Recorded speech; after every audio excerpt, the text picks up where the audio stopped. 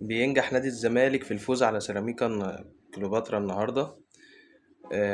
في ماتش الشوط الاولاني بذل فيه لعيبه نادي الزمالك مجهود كبير جدا.